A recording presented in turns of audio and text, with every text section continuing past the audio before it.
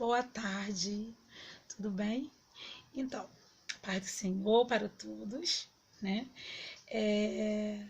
Hoje eu vim aqui falar algo que Deus me tocou no coração, tá? Ele não tocou necessariamente hoje, eu já tô aí com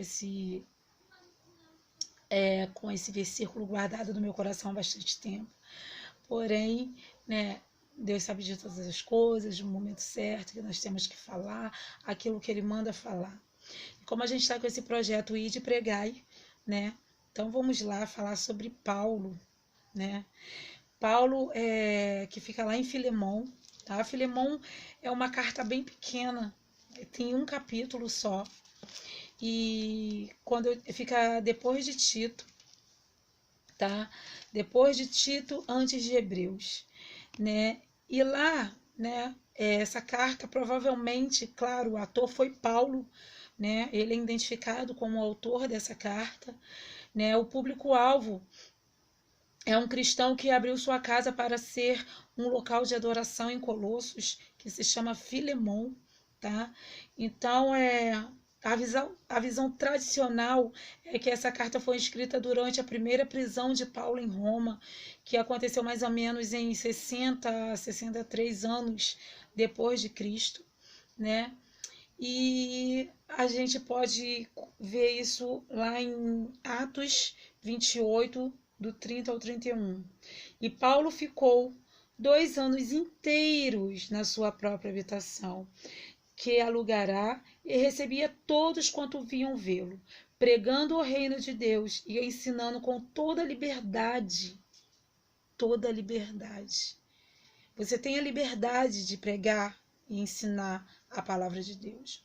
Você tem a liberdade de abrir a palavra de Deus, buscar o entendimento e ensinar para aqueles que necessitam, né? Paulo, ele pregava com toda a liberdade as coisas pertencentes ao Senhor Jesus Cristo, sem impedimento algum. E quando vinha esse impedimento, que a gente sabe que foi muitos, Paulo continuava. Ele não se calou, né? E a temática dessa carta, a temática desse versículo, desse livro é muito lindo, que fala sobre a comunhão cristã, né? Algo que vem aí gritando dentro das igrejas, né? Gritando, né? Fora das igrejas também, porque a minha comunhão com os meus irmãos, a minha comunhão com os meus não irmãos, ou seja, com aqueles que também não, com aqueles que não fazem parte, né, da minha igreja, aqueles que não conheceram a Deus ainda, reflete o Espírito Santo que habita em mim. Então, a partir do momento que eu conheço a palavra, a partir do momento que eu conheci a Cristo, eu tenho a obrigação de levar adiante o meu entendimento e o meu conhecimento. Então vamos lá. Temática: comunhão cristã. Vou lá para o versículo 8, tá? Só tem um capítulo e aí eu vou para o versículo 8.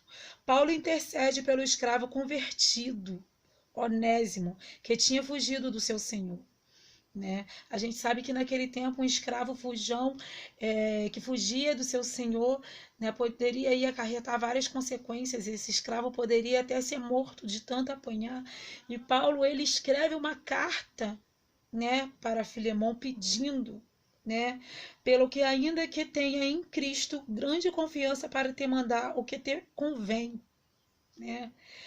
Todavia peço-te antes por amor sendo eu tal como sou, Paulo, o velho, e também agora prisioneiro de Jesus Cristo. Paulo, ele sempre se refere assim, como prisioneiro de Jesus, né?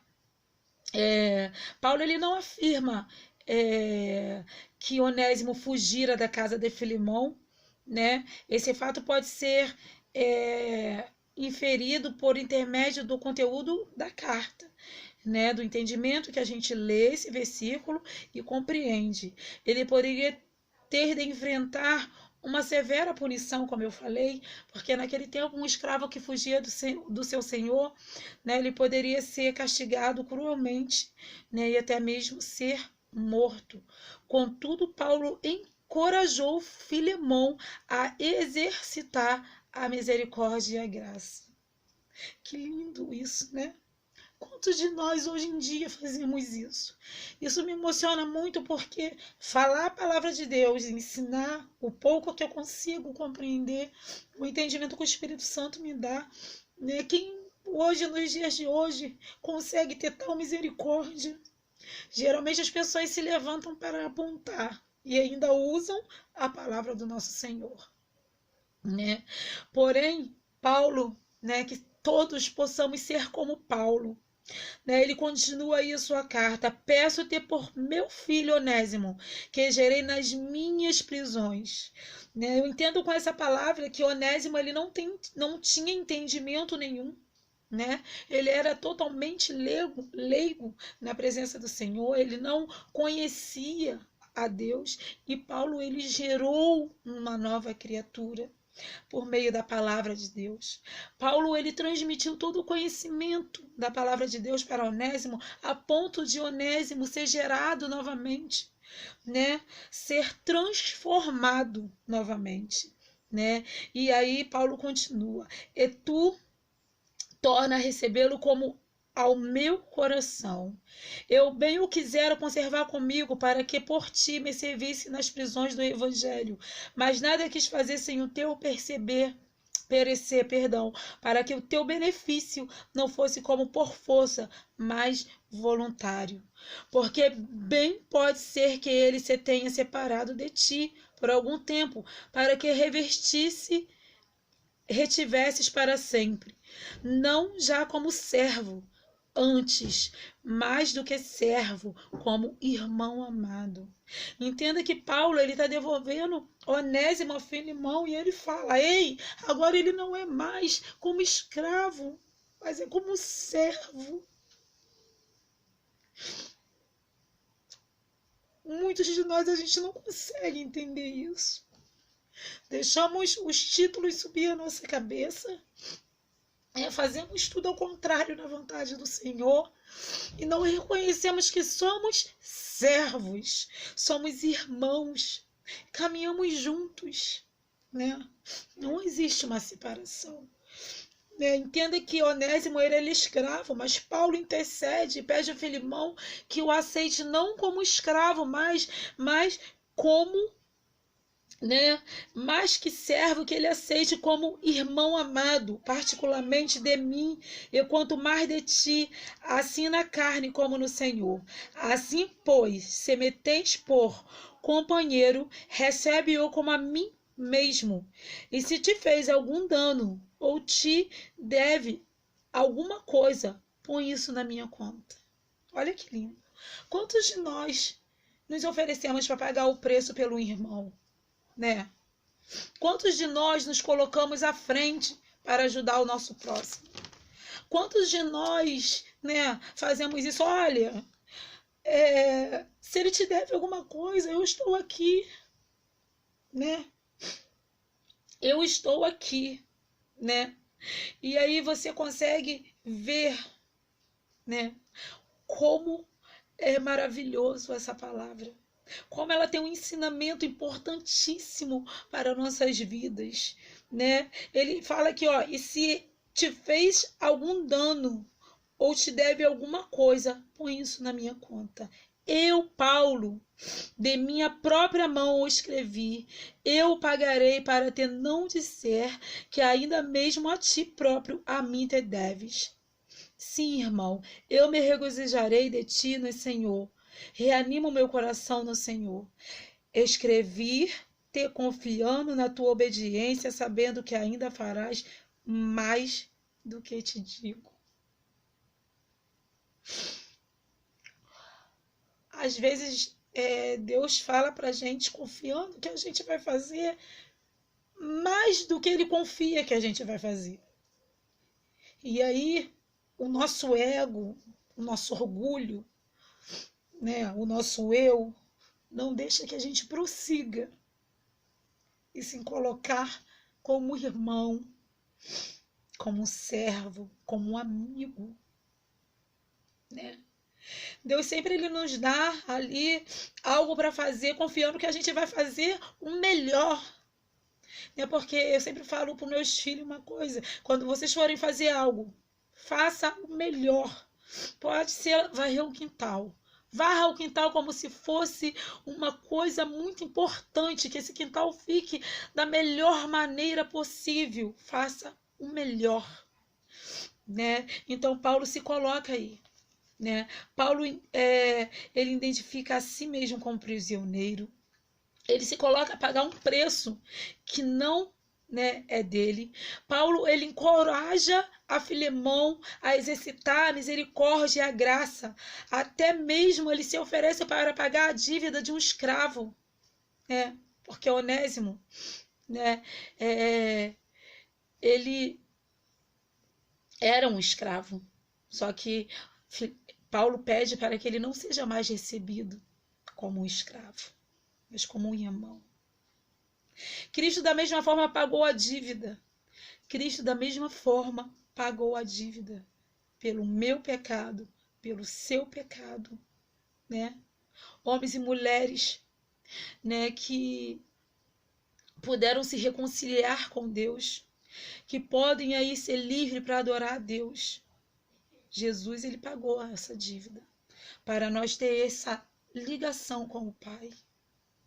E muitas vezes ele está falando conosco: olha só, eu confio em você para você resgatar aquela vida lá. Eu estou falando para você fazer isso, mas eu confio que você fará melhor do que eu estou pedindo. E muitas vezes falhamos como servo e como irmão de Cristo, né? Mas que agora, nesse momento, você venha se colocar como Paulo, né? Que você venha a exercitar aí a misericórdia e a graça, que você venha aí a exercitar, né, toda essa graça, né, que o Espírito Santo te oferece, que o Espírito Santo te dá, essa liberdade de falar da palavra de Deus, essa liberdade de falar, né, com o seu próximo, com o seu irmão, essa liberdade de buscar lá fora quem precisa conhecer. Né? E aí você pode falar assim para mim, mas é perda de tempo. Né? Tantos já ouviram, quem não ouviu falar de Deus, quem não ouviu falar de Jesus, quem não sabe que Jesus, né, foi lá morto na cruz, que ele morreu pelos nossos, quem não sabe isso? Eu vou te falar uma coisa que eles podem saber, até porque eu também acredito que eles sabem, eles já ouviram falar. Mas eles precisam conhecer como você conhece, como eu conheço. E para isso Deus está levantando servos, irmãos, para estar fazendo e pregar o Evangelho. Ide e pregai o Evangelho. Não deixe de pregar, não deixe de ajudar o seu próximo, ei, não deixe de cuidar daquele que precisa. E às vezes até dentro da casa do Senhor tem gente precisando, e aí o ego está falando mais alto, e eu não consigo olhar para o lado e dar um abraço no meu irmão, orar pela vida dele, porque o meu ego é superior. E que você hoje possa ser um Paulo dentro da igreja, que hoje você venha ser um Paulo se levantando, né, e exercitando essa misericórdia, essa graça que o Espírito de Deus te dá. Né, em João 13... Estou aqui com duas Bíblias, né? E João 13:35 diz: nisto todos conhecerão que sois meus discípulos, se vos amardes uns aos outros. Como mesmo? Né? Como mesmo que eu vou ser conhecida como discípulo de Jesus? Como que eu vou fazer parte dos discípulos de Jesus se eu não consigo olhar para o lado e sentir misericórdia do meu irmão? Como que eu vou ser discípula de Jesus se eu olho para o lado e vejo que tem uma pessoa precisando e não consigo falar para ele, né? Uma palavra que edifica, uma palavra que fortalece. Então hoje eu vim chamar a sua atenção para você se levantar e exercitar essa mesma fé de Paulo, esse mesmo ato, esse mesmo Paulo que encorajou a Filemão, que você venha ser como um Paulo, que você possa encorajar quem precisa, que você possa se levantar e exercitar a misericórdia e a graça de Senhor Jesus. Que o Espírito Santo possa te dar sabedoria, que o Espírito Santo possa estar aí incomodando o seu coração e fazendo algo novo. Que você possa ser imitador, sim, de Paulo. Que você possa desejar ser como Paulo. Que você possa buscar.